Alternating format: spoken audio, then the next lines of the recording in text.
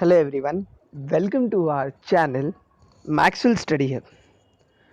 सो अब तक हमने हमारे चैप्टर नंबर 3 के ह्यूमिडिटी एंड क्लाउड्स में हमने इवापोरेशन प्रोसेस और हमने ह्यूमिडिटी के टाइप्स के बारे में स्टडी की. सो अब हम कंटिन्यू करते हैं हमारे चैप्टर को विथ कंडेंसेशन. ठीक है, आज जो हम टॉपिक पढ़ने वाले हैं वो है हमारा कंडेंसेशन प्रोसेस. सो बेसिकली ये कंडेंसेशन एक प्रोसेस है, जैसे हमने इवापोरेशन पढ़ा था. ठीक है, और उसी के साथ जैसे हमने इवापोरेशन पढ़ा, इवापोरेशन एक प्रोसेस जो जिसके बारे में हमने स्टडी की हमारे प्रीवियस क्लास में, और हमने ह्यूमिडिटी के बारे में स्टडी की, वैसे ही कंडेंसेशन अगेन एक इम्पॉर्टेंट टॉपिक, एक इम्पॉर्टेंट कंसेप्ट है जो कि आपको क्लास 9 स्टैंडर्ड के लिए भी बहुत ही इम्पॉर्टेंट है. सो देखते हैं कंडेंसेशन होता क्या है. When the water vapor in the air comes in contact with the cold surface, condensation take place. ठीक है, अब यहाँ पर होता क्या है कि जैसे आपने इवापोरेशन प्रोसेस में पढ़ा कि evaporation is the particular process, it's a process where due to high temperature, due to intense temperature, ठीक है, the water droplet gets converts into water vapour, यानी कि जो वाटर है जो कि लिक्विड स्टेट में है, it gets convert into gaseous state. Why? Because of the temperature, because of the rise in temperature. Similarly, when we are talking about the condensation process, okay, condensation process is the process where due to cooling temperature, due to less in temperature, due to cool temperature, the gases, the water vapor which is in gaseous state, it gets converts into liquid medium, it gets convert into water droplets. ठीक है, सो ये होता है, ये process को हम बोलते हैं कंडेंसेशन. यानी कि इवापोरेशन प्रोसेस का जो अपोजिट होता है वो क्या है, कंडेंसेशन है. ठीक है, सो यहाँ पर फर्स्ट पॉइंट बोला है the when the water vapour in the air. ठीक है, जितने भी एयर में वाटर वेपर है, ठीक है, वो कोल्ड सरफेस के कांटेक्ट में आने की वजह से और टेम्परेचर के कूलिंग होने की वजह से क्या हो जाएंगे, कंडेंस होना स्टार्ट हो जाएंगे. ठीक है, I have shared the formula of condensation. ठीक है, कंडेंसेशन यानी कि इजीली हम इसे याद कैसे कर सकते हैं. ठीक है, यहाँ पर आप देख सकते हो गैसेस कन्वर्ट्स इनटू लिक्विड. ठीक है, गैसेस क्या हो रहा है, कन्वर्ट्स हो रहा है लिक्विड में. Gases in the sense water vapour. ठीक है, it converts into liquid, that is water droplet. और क्यू होता है जो कि ब्रैकेट में लिखा है ड्यू टू कूलर टेम्परेचर. अगर इन्वायरमेंट में, अगर एयर में टेम्परेचर जो फैक्टर है वो अगर कूल डाउन हो जाएगा तो क्या हो जाएगा, कंडेंसेशन प्रोसेस टेक प्लेस होना स्टार्ट हो जाएगा. The process of changing of water vapor in the air into water is called condensation or densification. यहाँ पर डेफिनेशन दिया है कंडेंसेशन का, एक ऐसा प्रोसेस, ठीक है, जहां पर चेंज हो रहा है वाटर वेपर इनटू वाटर. ठीक है, उस प्रोसेस को आप क्या बोलोगे, कंडेंसेशन बोलोगे और डेंसिफिकेशन बोलोगे. ठीक है, mark this point, it's very very important. The process of changing of water vapour in the air into water is called condensation और डेंसिफिकेशन. देखिए, कंडेंसेशन का दूसरा नाम डेंसिफिकेशन. वी कैन कॉल इधर कंडेंसेशन और इधर densification. Why densification, because densification नाम इसलिए रखा गया है because when we compare water, ठीक है, when we compare any liquid medium with any gases, ठीक है, so liquid medium has more density, liquid medium has more mass as compared to the gaseous state. Okay, so that's why this process is also known as densification. That means the gases, the gases is converting into water vapor, it's converting into liquid. That means the ultimately the density of that particular droplet will be get increase. Okay, the process of vapor gases changes changing into solid state is called sublimation. Now जैसे हमने evaporation process पढ़ा और अब हमने condensation देखा, देखो condensation and evaporation, ठीक है, both the process are opposite to each other. ठीक है, evaporation occurs when temperature increases, okay, and condensation occurs when temperature decreases. That means they both are opposite to each other. Now over here there is again one process which is known as sublimation. Now what is sublimation? ठीक है, sublimation is the process, ठीक है, ध्यान से सुनो, sublimation is the process where the gases directly converts into solid state, or solid states directly converts into gaseous state without moving or turning into liquid medium. ठीक है, अगर gas liquid medium के skip करके, liquid medium का जो path है, जो chain है, ठीक है, वो लिक्विड मीडियम को स्किप करके अगर डायरेक्टली कन्वर्ट हो रहा है सॉलिड मीडियम में, सो उस पर्टिकुलर प्रोसेस को आप क्या बोलोगे?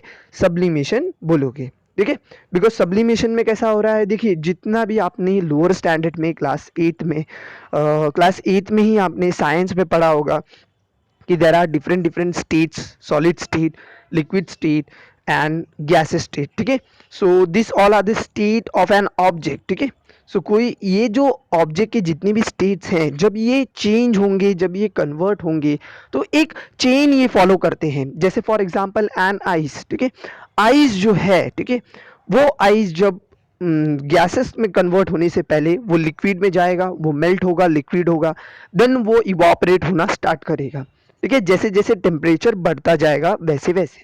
सो यहाँ पर क्या हो रहा है कि जो आइस है वो आइस एक पाथ फॉलो कर रहा है, बट सब्लिमेशन प्रोसेस में ये चीज़ें नहीं होती। सब्लिमेशन प्रोसेस में क्या होता है कि जब जो वाटर है, ठीक है, जो वाटर है वो वाटर मीडियम को स्किप कर देता है, लिक्विड मीडियम को स्किप कर देता है, यानी कि सॉलिड डायरेक्टली कन्वर्ट हो रहा है गैसेस में, और गैसेस डायरेक्टली कन्वर्ट हो रहा है सॉलिड में। इसलिए यहाँ पर देखो क्या लिखा है, the process of vapour, that means gases state, ठीक है, changing into solid state is called as sublimation. Sublimation is the process, okay, where the gases directly converts into solid state, or solid state directly converts into gaseous state without moving to liquid medium. Such process is known as sublimation. Okay, when relative humidity of the air becomes 100%, vapors start condensing.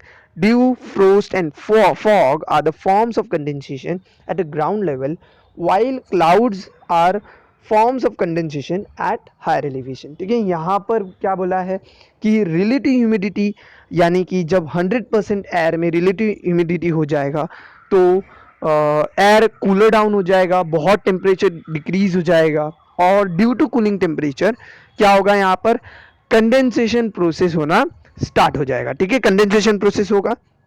और due, frost and fog यहाँ पर बोला है, ठीक है, ये this all are the types of precipitation.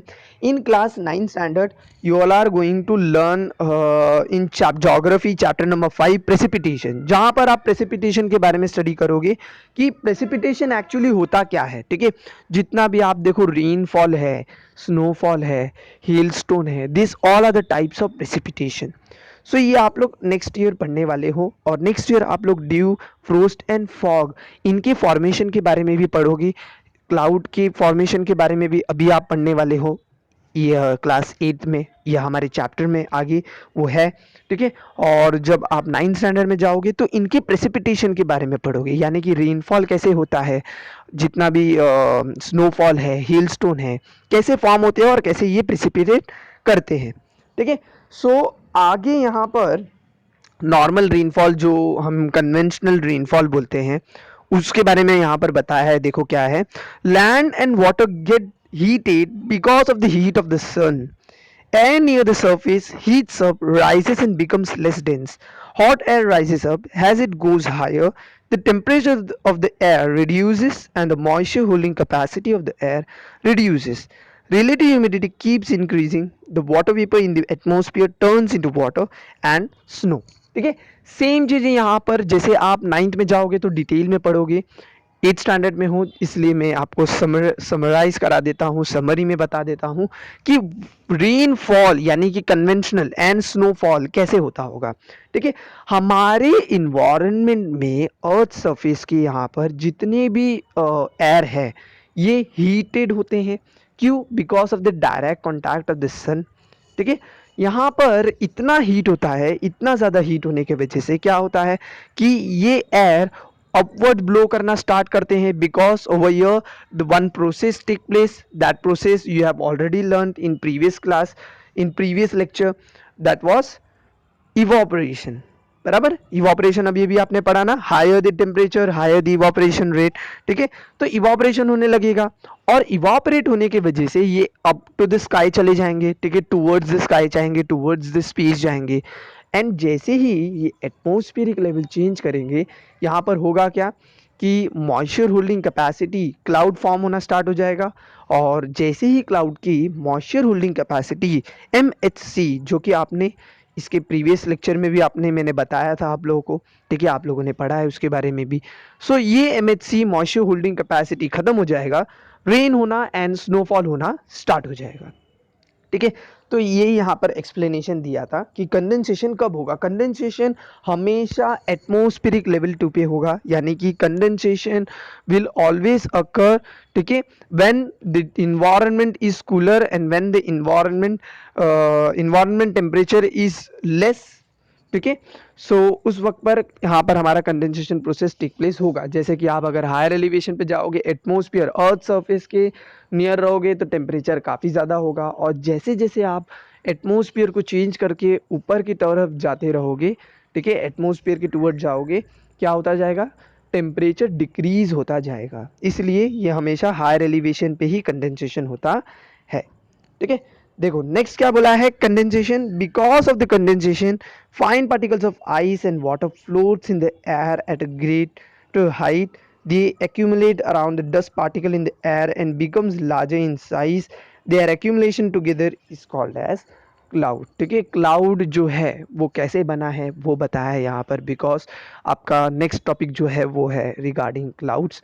So cloud एक बोलते हैं ना कि एक डस्ट पार्टिकल से, ये कंडेंस वाटर ड्रॉपलेट से बना है। ठीक है, हमारे इन्वायरमेंट में जो एयर है वो एयर जब हीटअप होके एटमॉस्फेरिक लेवल 2 पे जा रहा है, तो डस्ट पार्टिकल्स की वजह से और जितने भी ये जो आइस और जो वाटर है, यानी कि वाटर जो वेपर्स जो वाटर बन गए हैं कंडेंसेशन के वजह से, सो इनके वजह से ये क्लाउड्स फॉर्मेशन होना स्टार्ट हो जाता है। सो होप गाइस आप लोगों को कंडेंसेशन प्रोसेस के बारे में जो कंसेप्ट है वो क्लियर हुआ होगा। If any doubts regarding the topic, ठीक है, आप मुझे कमेंट सेक्शन में मेंशन कर सकते हैं। ठीक है, मैं आपको हेल्प करने के लिए हमेशा रेडी हूँ। ठीक है, मैं आपके डाउट्स जो हैं वो डाउट्स क्लियर करवा दूंगा। सो आप कमेंट सेक्शन में कंडेंसेशन के ऊपर अगर कुछ डाउट्स है तो आप बता सकते हो। ये था हमारा प्रोसेस ऑफ कंडेंसेशन। ठीक है, एक चीज़ याद रखना है कि प्रेसिपिटेशन यानी कि रेनफॉल जब भी होता है उसमें ये सारे प्रोसेस इन्वॉल्व होते हैं। कंडेंसेशन होता है, इवापोरेशन होता है, ठीक है, स्नोफॉल एंड हेलस्टोन्स में सब्लिमेशन प्रोसेस यूज होता है। ठीक है, ये सारे प्रोसेस हैं जो इन्वॉल्व होंगे। आप 9th स्टैंडर्ड में ये सारे टॉपिक को डिटेल में पढ़ने वाले हो, जहाँ पर मैं आपको डायग्रामेटिक वे में भी बताऊंगा। ठीक है, सो अपकमिंग हमारा लेक्चर होगा अबाउट द क्लाउड्स। होप आप लेक्चर कंटिन्यू करें। ठीक है, क्लाउड्स के बारे में और नेक्स्ट वीडियो में हम पढ़ेंगे, जहाँ हम देखेंगे कि क्लाउड्स के टाइप क्या है, क्लाउड्स के बाइफर्केशन क्या है, कैसे उन्हें क्लासीफाई किया गया है। ठीक है, सो मिलते हैं हमारे नेक्स्ट लेक्चर में। तब तक के लिए please like, comment, share and subscribe. Thank you.